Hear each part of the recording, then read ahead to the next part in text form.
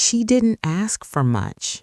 That's what hurts the most when I think about it now.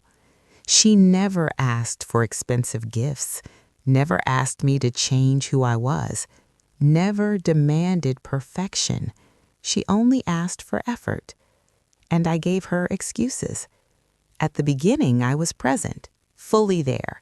I replied fast. I listened carefully. I noticed when something was off. She felt seen. And because she felt safe, she gave me her best version: patience, warmth, understanding. Somewhere along the way, I started taking that for granted. I told myself I was tired, busy, stressed. I told myself I'd do better after things calmed down. But things never calm down. Life just keeps moving. She noticed the change before I did. She said things like, "I feel like I'm talking to you, but you're not really here."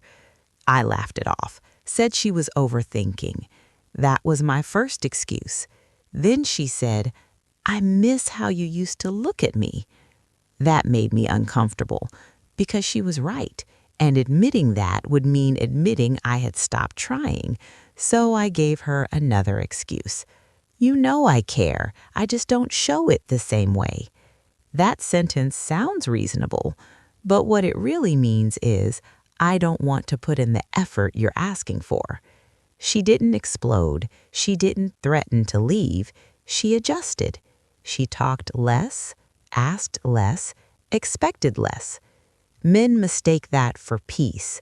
It isn't. It's emotional withdrawal. She started doing things alone, making decisions without me, sharing less of her inner world. I noticed, but I didn't act. Because as long as she was still there, I felt safe. That's another mistake men make. We think presence means security. It doesn't. One night, she finally said it clearly. "I don't need promises.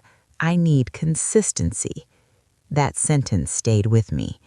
I nodded, said I understood, and then I went right back to my old habits.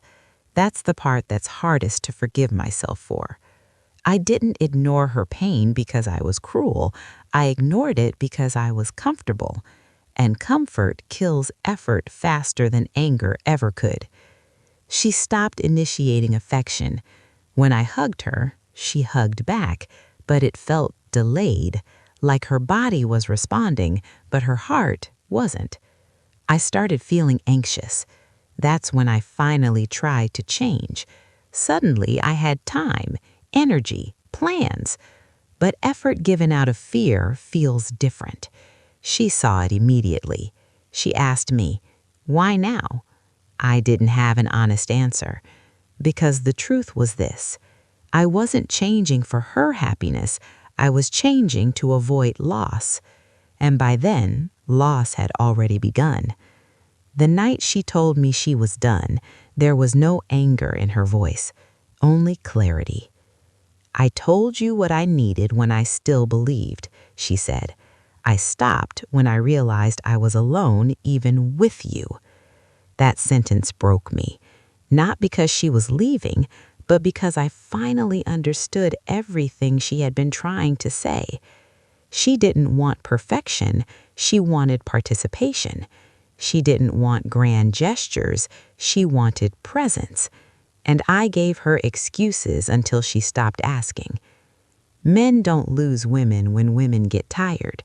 They lose them when women give up hope. And once hope is gone, no amount of effort can bring it back.